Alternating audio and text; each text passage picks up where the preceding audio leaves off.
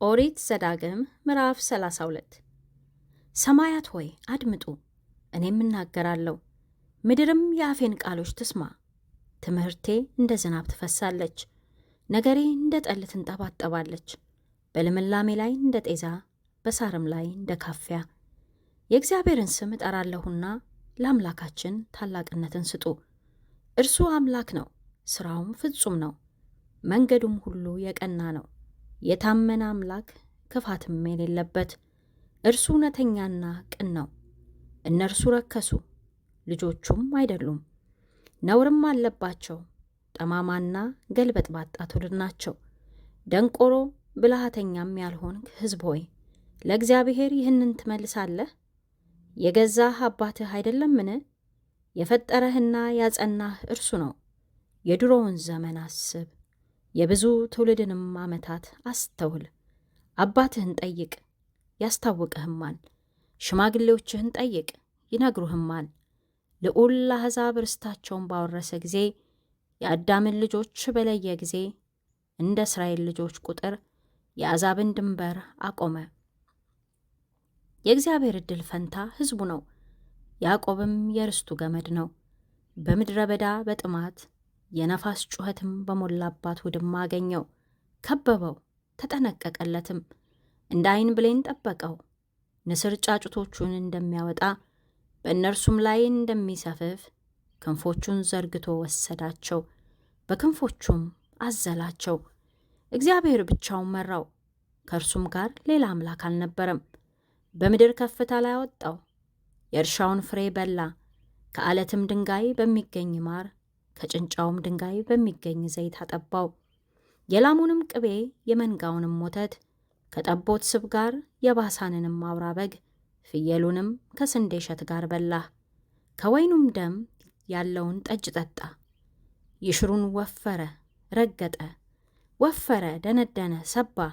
የፈጠረውንም እግዚአብሔርን ተወ፣ የመድኃኒቱንም አምላክ ናቀ። በሌሎች አማልክት አስቀኑት፣ በርኩሰታቸውም አስቆጡት። እግዚአብሔር ላልሆኑ አጋንንት ለማያውቋቸውም አማልክት በቅርብ ጊዜ ለተነሱ ለአዲሶቹ አባቶቻቸውም ላልፈሯቸው አማልክት ሰዉ።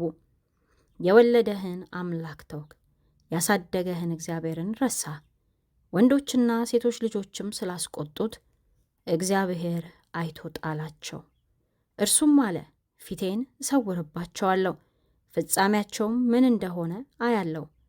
ጠማማ ትውልድ ያልታመኑም ልጆች ናቸው። አምላክ ባልሆነው አስቀኑኝ፣ በምናምንቴዎቻቸውም አስቆጡኝ። እኔም ሕዝብ ባልሆነው አስቀናቸዋለሁ፣ በማያስተውል ሕዝብ አስቆጣቸዋለሁ። እሳት ከቁጣዬ ትነዳለችና እስከ ሲኦል ድረስ ታቃጥላለች፣ ምድርንም ከፍሬዋ ጋር ትበላለች፣ የተራሮችን መሠረት ታነዳለች። መከራን እጨምርባቸዋለሁ፣ በፍላጾቹም እወጋቸዋለሁ። በራብ በንዳድ ይጠፋሉ፣ በንዳድና በመራራ ጥፋት ያልቃሉ። የአራዊትን ጥርስ የምድርንም እባብ መርዝ እሰድባቸዋለሁ።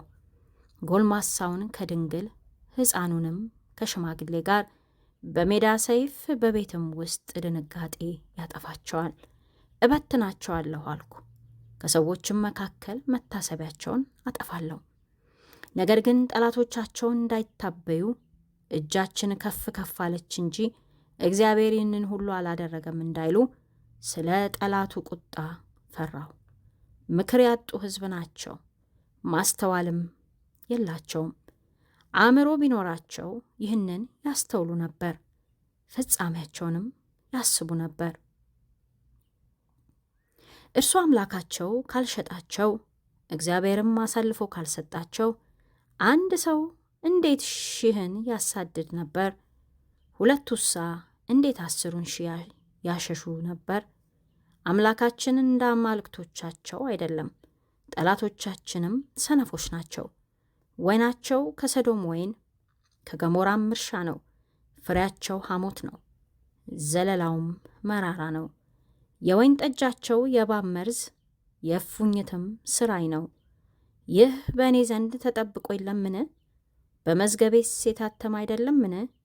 የጥፋታቸው ቀን ቀርቧልና የሚመጣባቸውም ነገር ይፈጥናልና እግራቸው ሲሰናከል በቀልና ፍርድ የኔ ነው። ኃይላቸውም እንደደከመ የተዘጋ የተለቀቀም እንደሌለ ባየ ጊዜ እግዚአብሔር ለሕዝቡ ይፈርዳል፣ ስለ ባሪያዎቹም ያዝናል። እርሱም ይላል፣ አማልክቶቻቸው የት ናቸው? ይታመኑባቸው የነበሩት አማልክት የመሥዋዕታቸውን ስብ የበሉ የመጠጥ ቁርባናቸውንም የወይን ጠጅ የጠጡ እነርሱ ይነሱ ይርዷችሁም፣ መጠጊያም ይሆኑላችሁ። አሁንም እኔ ብቻዬን እኔ እንደሆንኩ ከእኔም በቀር አምላክ እንደሌለ እዩ። እኔ ገድላለሁ አድንም አለው፣ እኔ እመታለሁ እፈውስም አለው። ከእጄም የሚያድን የለም። እጄን ወደ ሰማይ ዘረጋለሁና እንዲህም እላለሁ፣ ለዘላለም እኔ ሕያው ነኝና የሚንቦገቦግ ሰይፌን እስለዋለሁ። እጄም ፍርድን ትይዛለች። ጠላቶቼንም እበቀላለሁ፣ ለሚጠሉኝም ፍዳቸውን እከፍላለሁ። ከተወጉት ከተማረኩትም ደም ፍላጾቼን በደም አሰክራለሁ። ከጠላት አለቆችም ራስ ሰይፌ ሥጋ ይበላል። የባሪያዎቹን ደም ይበቀላልና ጠላቶቹንም ይበቀላቸዋልና ምድሪቱንና ሕዝቡን ይክሳልና። እናንተ አሕዛብ ሆይ ከሕዝቡ ጋር ደስ ይበላችሁ። ሙሴም የነዌ ልጅ ኢያሱ የዚህችን መዝሙር ቃሎች ሁሉ በሕዝቡ ጆሮ ተናገሩ። ሙሴም ይህንን ቃል ሁሉ ለእስራኤል ሁሉ ተናግሮ ፈጸመ። እርሱም እንዲህ አላቸው፣ የዚህን ሕግ ቃሎች ሁሉ ይጠብቁና ያደርጉ ዘንድ ልጆቻችሁን እንድታዙበት ዛሬ የምመሰክርላችሁን ቃል ሁሉ በልባችሁ አኑሩት። ይህ ነገር ሕይወታችሁ ነው እንጂ ለእናንተ ከንቱ አይደለምና። በዚህም ነገር ትወርሷት ዘንድ ዮርዳኖስን ተሻግራችሁ በምትገቡባት ምድር ረጅም ዘመን ትቀመጣላችሁ።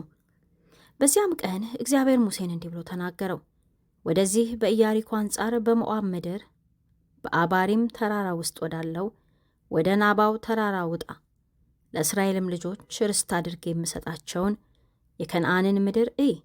ወንድምህም አሮን በሆር ተራራ እንደሞተ ወደ ወገኖቹም እንደተከማቸ በወጣህበት ተራራ ሙት፣ ወደ ወገኖችህም ተከማች። በእስራኤል ልጆች መካከል በጺን ምድረ በዳ በቃዴስ ባለው በመሪባ ውሃ ስለበደላችሁኝ በእስራኤልም ልጆች መካከል ስላልቀደሳችሁኝ ምድሪቱን ፊት ለፊት ታያለህ እንጂ ወደዚያች እኔ ለእስራኤል ልጆች ወደምሰጣቸው ምድር አትገባም።